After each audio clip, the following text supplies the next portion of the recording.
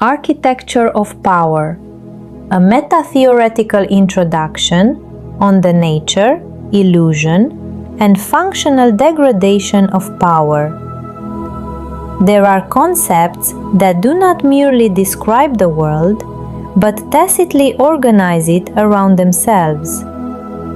Power belongs to this rare class. It is not one social object among others, but an invisible infrastructure through which human reality distributes its tensions, fears, and stabilization mechanisms.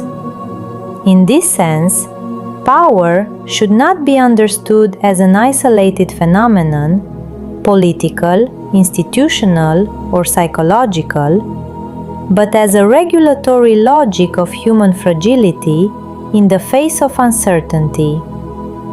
It belongs not exclusively to history, but to the way consciousness attempts to transform instability into a bearable form. This work does not propose a definition of power in the classical sense, as domination, authority, or control, but follows its structural transformations, how it is born from vulnerability, how it is refined into organization, how it disguises itself as environment, and how, ultimately, it loses its existential necessity without disappearing as a structure. The fundamental premise: power as a response to fragility. At its core, power is not an expression of force, but a stabilization reaction in the face of conscious fragility.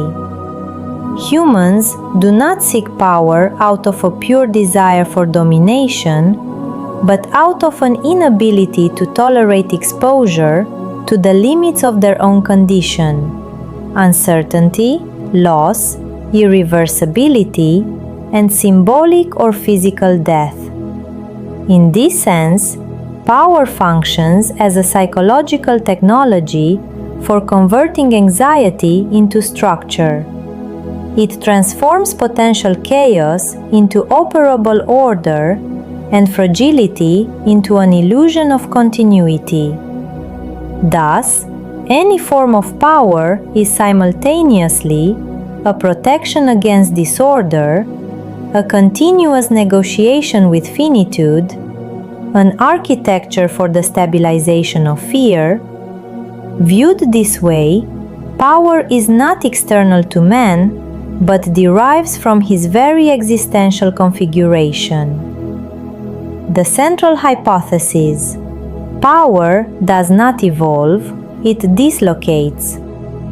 Contrary to the narratives of historical progress, power does not improve morally or structurally over time. It does not evolve, it dislocates. This dislocation follows a precise logic: from exterior to interior, coercion to psychological internalization, from visible to invisible, institution to behavioral infrastructure, from command to context, decision to architecture of possible choices, from explicit authority to emergent behavior. As it dislocates, power becomes more efficient exactly to the extent that it ceases to be recognized as power. Here, its fundamental paradox arises: visibility decreases, efficiency increases. Methodology: anatomy, ecology, dissolution.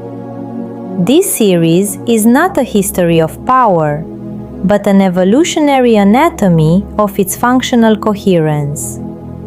It operates simultaneously in three registers: anatomy, the internal structure of power, center, control, hierarchy, decision; ecology, interaction with the environment, feedback, adaptation, influence, propagation; Dissolution, the loss of its necessity.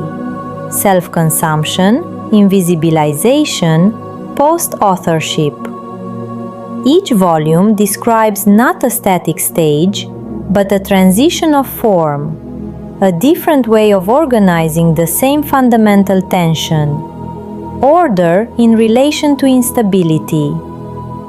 The core thesis: the degradation of the existential utility of power.